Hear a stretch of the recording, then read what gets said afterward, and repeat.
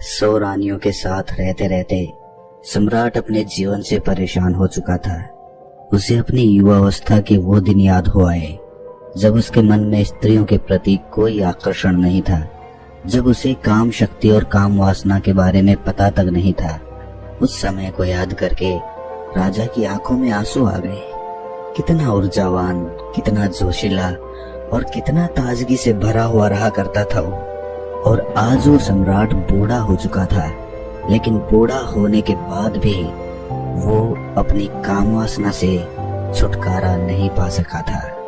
यूं तो उसने हजारों युद्ध जीते थे, लेकिन अपने मन पर वो आज तक विजय प्राप्त नहीं कर पाया था। अपनी काम वासना के सामने उसने अपने घुटने टेक दिए थे।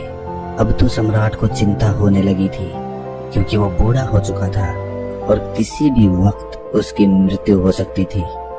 लेकिन मृत्यु को अपने सामने देखकर जहां पर लोग मोक्ष और मुक्ति की बातें सोचते हैं, वहीं पर वो सम्राट काम वासना के विचारों से घिरा रहता था। 100 रानियां थी उसकी, एक से बढ़कर एक हसीन, और हर रानी के साथ उसने बच्चे भी पैदा किए थे। इतना काम भोगने के बाद भी उसका मन छटपटाता क्यों है? क्यों उसमें अब भी अश्लील विचार आते रहते हैं? सम्राट सोच में पड़ गया कि क्या मरने के बाद भी ये काम वासना का बोझ मैं अपने साथ लेकर यहाँ से जाऊंगा? सम्राट आत्मा के सिद्धांत को मानने वाला था, इसीलिए उसने सोचा कि अगर मैंने अपनी काम वासना से अभी छुटकारा नहीं पाया तो मेरी आत्मा ना जाने कब तक यूं ही भटकती रहेगी। मुझे अपनी आत्मा को मुक्त करने के लिए इन काम वासना के विचारों को यहीं पर छोड़ देना होगा। सम्राट दिन रात इसी चिंता में डूबा रहता था कि किस प्रकार मैं अपनी काम वासना से छुटकारा पा सकता हूँ।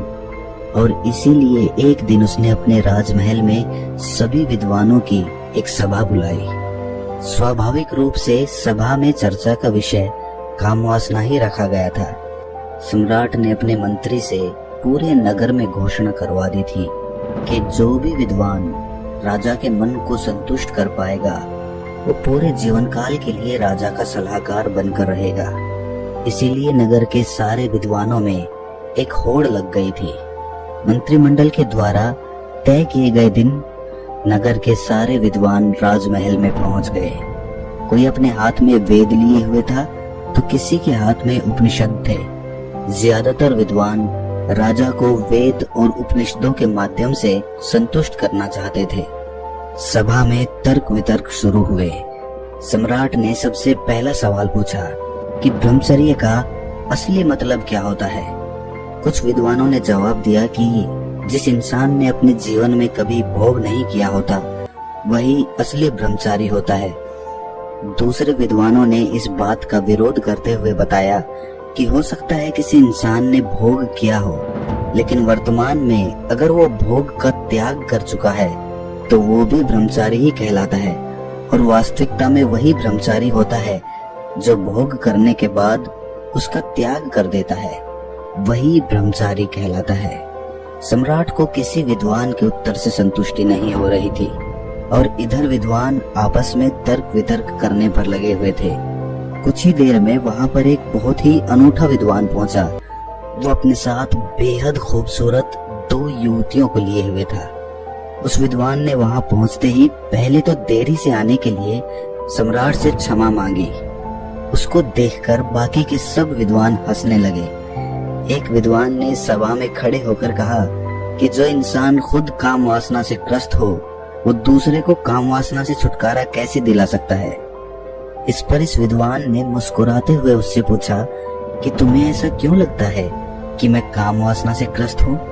उस विद्वान ने कहा कि तुम हमें अंधा समझते हो, क्या हमें बेवकूफ समझते हो? तुम यहाँ राजमहल में 2 युवतियों के साथ प्रवेश कर रहे हो, इसका मतलब क्या होता है? इसका अर्थ तो सीधा सीधा यही है कि तुम एक काम वासना से ग्रस्त आदमी हो। क्या मैं गलत कह रहा हूँ?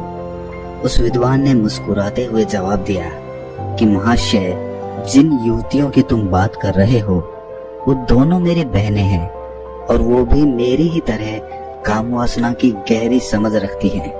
इस विद्वान ने सम्राट को संबोधित करते हुए कहा कि हे राजन, असली ब्रह्मचारी वही होता है जिसकी नजरों में एक पुरुष और एक महिला का अंतर हट गया हो। जब किसी इंसान की काम वासना खत्म हो जाती है, जो पूर्ण रूप से ब्रह्मचारी हो जाता है, उसके लिए सभी का शरीर एक इंसान का शरीर होता है। उसके अंदर किसी महिला को देखकर काम वासना के विचार उठना तो दूर, वो तो भेद भी नहीं कर पाएगा कि ये एक महिला है। उस ब्रह्मचारी के लिए हर एक जीवात्मा एक प्रकार की होती है। शारीरिक रूप से वो उनमें कभी भी भेद नहीं करेगा। उस विद्वान ने आगे बताया कि जो भी विद्वान यहाँ सभा में उपस्थित हैं, उन सभी को मेरे साथ ये 2 युवतियां दिखी, तो ये तो स्पष्ट हो गया कि यहाँ पर कोई भी असली ब्रह्मचारी का मतलब या अर्थ नहीं समझता है। सम्राट को ये विद्वान बड़ा ही अनूठा लगा। उसने ना तो कोई वेद पढ़े, ना कोई उपनिषद का ज्ञान दिया। वो तो वही बता रहा था जो स्वाभाविक रूप से आदमी की समझ में आता है। इसीलिए सम्राट ने प्रभावित होकर अगला सवाल पूछा कि आखिर एक इंसान को ब्रह्मचर्य का पालन करने की क्या जरूरत है। जब वो भोग करके जीवन का आनंद उठा सकता है, तो वो क्यों ब्रह्मचर्य का पालन करे। इस पर उस विद्वान ने सम्राट से एक सवाल किया। उसने पूछा कि सम्राट, मुझे एक बात बताओ कि एक पेड़ ज्यादा ताकतवर होता है या फिर एक बीज। सम्राट ने उत्तर दिया कि एक पेड़ एक बीज से ही तो जन्म लेता है, तो इस प्रकार तो एक बीज एक पेड़ से ज्यादा ताकतवर हुआ। विद्वान ने बताया कि सम्राट, उसी प्रकार हमारे शरीर में भी काम शक्ति रूपी बहुत सारे बीज होते हैं। उनमें असीम ऊर्जा होती है जो हमारे लिए आनंद का स्रोत पैदा करती है। लेकिन काम वासना में ग्रस्त होकर हम अपने काम शक्ति रूपी बीजों को यूं ही नष्ट करते रहते हैं, बर्बाद करते रहते हैं। और उन बीजों के नष्ट हो जाने के कारण एक आदमी ढीला, आलस्य से भरा हुआ, हमेशा थका थका सा रहता है। याद रखना, हमारे भोजन से हमारा रक्त बनता है, रक्त से हमारा मांस, हमारी हड्डी और आखिर में काम शक्ति रूपी बीज बनते हैं, जो कि बहुत ही कम मात्रा में होते हैं। इसीलिए अपने मन में उठने वाली काम वासना के लिए उन बीजों को नष्ट करना कहीं से भी तार्किक नहीं है। ब्रह्मचर्य का पालन करने से उन बीजों की शक्ति हमारे आंतरिक स्वरूप में समा जाती है, जो हमारे चेहरे पर तेज पैदा करती है, हमारे शरीर को बीमारियों से बचाती है। और यही काम शक्ति रूपी बीज जब ध्यान के माध्यम से ऊर्जा में परिवर्तित कर दिए जाते हैं, तो यही आनंद का स्रोत बन जाते हैं। सम्राट ने अगला सवाल पूछा, जो सम्राट के जीवन के लिए बहुत ही महत्वपूर्ण था। सम्राट ने पूछा कि काम वासना से छुटकारा किस प्रकार पाया जाए। विद्वान ने उत्तर दिया कि हे सम्राट, जो बुद्धिमान होता है वो ये जानता है कि काम वासना रूपी कुएं का पानी जो जितना ज्यादा पिएगा उतनी ही ज्यादा प्यास उसे लगेगी, उसकी प्यास कभी नहीं बुझेगी।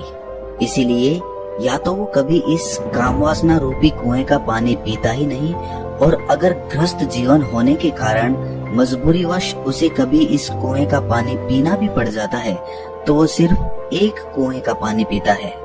उस विद्वान ने राजा को संबोधित करते हुए कहा कि हे राजन, आपके जीवन में आपने 100 रानियों से शादी की, लेकिन आपने भी महसूस किया होगा कि जिसकी प्यास बुझनी होती है उसकी प्यास एक ही जगह पर बुझ जाती है, लेकिन जिसकी प्यास नहीं बुझनी होती, चाहे वो 100 स्त्रियों के साथ भोग कर ले, लेकिन फिर भी उसकी प्यास अधूरी रह जाएगी। विद्वान ने सभी को समझाते हुए आगे कहना शुरू किया कि अगर आपके जीवन का लक्ष्य स्पष्ट नहीं है, तो आप सभी नाना प्रकार की भोग की वस्तुओं में गिर जाएंगे। लेकिन वहीं पर अगर आपका लक्ष्य स्पष्ट है, तो आप अपना पूरा ध्यान अपने लक्ष्य को पूरा करने में लगाएंगे, ना कि भोग करने में। सम्राट, तुमने सुना होगा, एक कहावत बहुत पुरानी है कि खाली दिमाग शैतान का घर होता है। इसीलिए एक इंसान को अपने जीवन का लक्ष्य स्पष्ट दिखाई देना चाहिए। शुरुआती चरण में काम वासना हमेशा हमारे विचारों के द्वारा उत्पन्न होती है, और अगर हम अपने विचारों को ऐसी जगह पर लगाएंगे जिससे हमारा लक्ष्य पूरा हो सके, तो हमारे मस्तिष्क में काम वासना के विचारों के लिए कोई जगह ही नहीं बचेगी। विद्वान ने सम्राट को चेतावनी देते हुए कहा कि सम्राट, याद रखना, भोग करने से ज्यादा खतरनाक काम वासना के विचार होते हैं। वो हमारा मानसिक संतुलन बिगाड़ देते हैं, हमारी दृष्टि को भ्रमित कर देते हैं। उस विद्वान ने सभी को सभा में एक कहानी सुनाते हुए कहा कि एक बार दो सन्यासी भिक्षा मांगकर अपने आश्रम में वापस आ रहे थे। रास्ते में एक नदी थी। उनका आश्रम नदी के उस पार था, इसीलिए उन्हें नदी पार करके जाना होता था। एक दिन जब वो भिक्षा मांगकर अपने आश्रम में वापस लौट रहे थे तो नदी के किनारे एक महिला बैठी हुई थी। उस महिला ने उन दोनों सन्यासियों से पूछा कि क्या आप मुझे नदी पार करवा सकते हैं। उनमें से एक सन्यासी ने तो छूटते ही मना कर दिया। उसने अपने मन में सोचा कि मैंने तो ब्रह्मचर्य का व्रत ले रखा है, भला मैं किसी स्त्री को छू कैसे सकता हूँ। दूसरे सन्यासी ने मुस्कुराते हुए उस महिला को अपने कंधे पर बिठा लिया और अपने कंधे पर बिठाकर उसने उसे वो नदी पार करवा दी। यही बात उस दूसरे सन्यासी को अखर गई। जब वो उस महिला को दूसरे किनारे पर छोड़कर अपने आश्रम के रास्ते से वापस अपने आश्रम आ रहे थे तो उस सन्यासी ने कहा कि तुमने ये ठीक नहीं किया। तुम्हें उस महिला को अपने कंधे पर नहीं बिठाना चाहिए था। तुमने उसे वो नदी पार करवाकर बहुत बड़ी गलती की है, इसीलिए मैं तुम्हारी शिकायत गुरुजी से करूंगा।